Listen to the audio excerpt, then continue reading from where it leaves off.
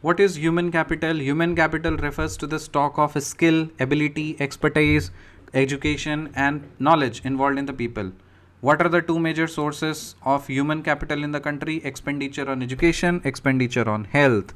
Health पे अच्छा से खर्चा करेगी सरकार तो ऑब्वियसली स्वस्थ रहेंगे, और स्वस्थ रहेंगे तो ऑब्वियसली काम अच्छे से करेंगे। और दूसरा, एजुकेशन पे खर्चा करना चाहिए ताकि वो पढ़ लिख करके शिक्षित बनेंगे।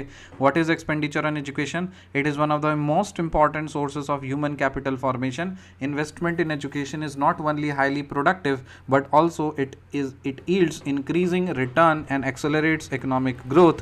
Of all the resources, education receives most importance because it gives maximum contribution to the development of the country. तो इसलिए शिक्षा पे जो सरकार ज़्यादा खर्चा करे, समझ लो वही सरकार सबके लिए अच्छी है, और जो शिक्षा पे खर्चा कम कर दे, उस पर टैक्सेस बढ़ा दे, तो समझ लो गड़बड़ घोटाला है।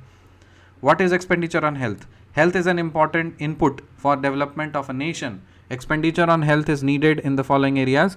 A sick laborer without access to medical facilities is compelled to abstain from work, and there is a loss of productivity. The various forms of health expenditure are preventive medicine, curative medicine, social medicine, provision of clean drinking water, etc. What are the importance of human capital formation? Human capital formation करने से क्या फ़ायदे मिलेंगे?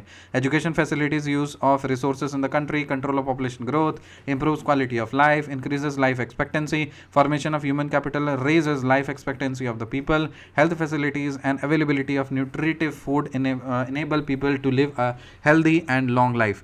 Effective use of physical capital, its growth and productivity depend on human capital formation. What are the reasons of poor human capital formation? Insufficient resources, serious inefficiencies, high growth of population, lack of manpower, lack of proper manpower planning, high poverty levels. What is physical capital? Physical capital refers to those inputs which are required for further production like plant, machinery, factory, buildings, raw material. Physical capital उस तरह को बोलते हैं जिसके मदद से, जिसको आप इनपुट की तरह इस्तेमाल करते हो बाकी प्रोडक्शन को, प्रोसेस को कैरी ऑन करने के लिए। एजुकेशन का मतलब क्या है? Education implies the process of teaching, training, learning, specially in schools, colleges, to improve knowledge and develop skills. और सिर्फ एजुकेशन का यही मतलब नहीं होता है, इसका मतलब भी होता है बहुत सारी चीज़ें जो यहाँ पे अच्छे से डिफाइंड नहीं है, फिर कभी हम लोग बात करेंगे, बट ये बेसिक है। What is gross enrolment ratio? Gross enrolment ratio GER is the total enrollment of people in grade or cycle or level of education regardless of age, expressed as percentage of the corresponding eligible official age group population in a given school year.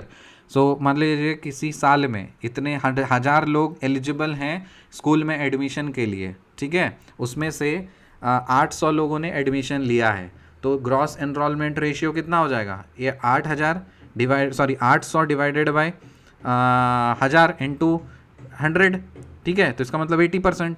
So gross enrollment ratio in elementary education increased steadily from 82% in 1950-51 to 94.85 in 2005-06. तो देखो 1950-51 में जो gross enrolment ratio हुआ करता था वो 82% था, वही 2005-06 में ये ग्रॉस एनरोलमेंट रेशियो बढ़ गया 94.85%, और अभी का पता नहीं क्या है, देख लीजिएगा कि ग्रॉस एनरोलमेंट रेशियो। तो ये सब जो टर्म्स है ना, कीवर्ड्स, इसको आप इस्तेमाल कीजिए अपने बोलचाल में, ठीक है। आप जब कभी भी कॉन्वर्सेशन करते हो तो उसमें ये सारी चीज़ों को बताइए, स्पेशली जो अंधभक्त हैं उनको जब आप समझाते हो ना, तो ये सारे टर्म्स, टेक्निकल टर्म्स को इस्तेमाल करके उनको समझाइए, क्योंकि उनके दिमाग में तो गोबर भरा है। उनको समझाइए ग्रॉस एनरोलमेंट रेशियो क्या होता है, प्रेस डेवलपमेंट इंडेक्स क्या होता है, ये सब चीज़ों पे लेकर के बात कीजिए, और साथ ही साथ अपने आंसर्स को जब आप लिखते हो उसमें ये सब चीज़ को इस्तेमाल कीजिए, अंडरलाइन कीजिए, भर भर के आपको नंबर मिलेंगे। मिलते हैं आपसे अगले वीडियो में, तब तक के लिए बाय।